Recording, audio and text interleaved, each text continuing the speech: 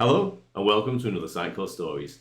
Today we're going to be talking with Paul Trundle and he's going to show us how you can leverage your Content Hub assets inside Sitecore Personalize. So let's dive in.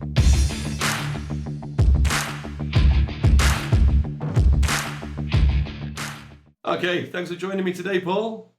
No worries. So I know we're going to be talking all about Content Hub and Personalize and getting them to work together today.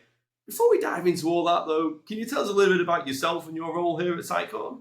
Yeah, sure. I'm Paul, Senior Product Manager for Sitecore Personalize. So we focus on building those tools that help those brands deliver personalized experiences across channels. Recently been working on how to streamline how marketers manage and deploy content inside Personalize, and this is leading us on to our new Content Hub integration.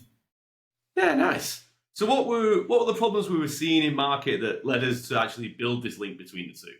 Yeah, I think it's basically just that disconnect between content creation in Content Hub and then content delivery in Personalize. So, you'd have marketers who would often say, download an asset manually from Content Hub and upload it back into Personalize, manage them separately. So you're getting into issues where you've got duplicated, outdated assets, no centralized source of truth, and basically just inefficient workflows, really, especially for large teams or campaigns. So I think it's in the spirit of meeting the customer where they are, we were able to introduce an integration where you can just grab stuff directly from Content Hub and reference it in Personalize when you're building things that require assets.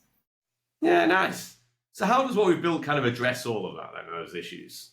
So with the integration, you can now browse and select assets directly from Content Hub when you're creating your experiences or experiments or offers. So things like that would require an image URL to be added to it. So again, it's just you don't have downloads, uploads. Your creative workflow, your approval workflow is always there. You're using the latest approved assets. You're saving time. You're not switching between one app to another, and then you've got that kind of brand consistency and compliance by kind of relying on Content Hub's governance, we'll say.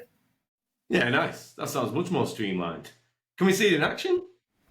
Yeah, we can indeed.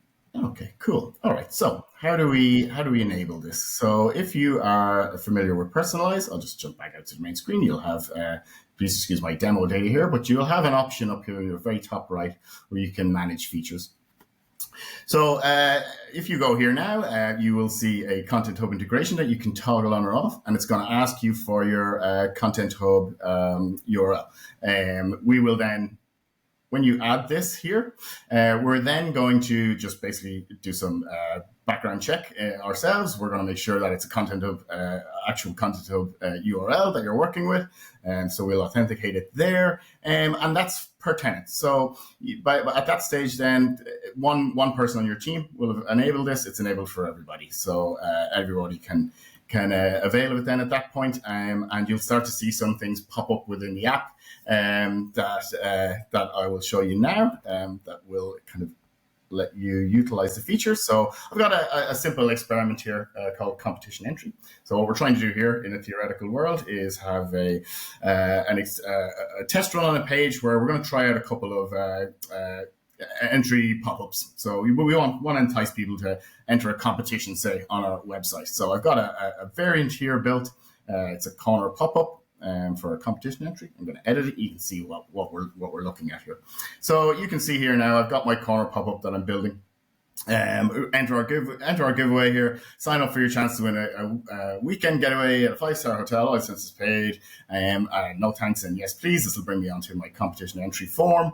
But as you can see here, I've got an image that I want to put in here, something nice to entice people in. So previously, I would have to go and manually enter in a URL here. You can see I've got a little test here, so it will be something like that. But now, because we've enabled the feature, you've got this little button here, so I can get an image URL, and you can see it's a Content Hub logo. So if I pop this, I will be brought to my own specific Content Hub instance where it's showing me the assets based on my Content Hub access rights. what I can avail of within our system. So these are pre-approved assets. They're everything that I have at my disposal based on Content Hub's workflow. So we're utilizing that there. And I want something for a country getaway. So this looks fairly country-ish. I'm going to select that one. And I have it here now. So I just pop it in there, and there we go. So you can see, like, I've really streamlined how quick I can pull that asset directly from Content Hub with all of Content Hub's governance in place. I don't have to worry, is this an approved asset? Any of that kind of stuff. I don't have to download it. I don't have to re-upload it. I don't have a duplicate of that image anywhere. So I don't have to switch apps, which is the big one, right? So I just was able to do it straight from there. And then that's really it. That's how simple it is to grab assets. You can use it in, like it's just shown, so like your web templates, your experiences, your experiments.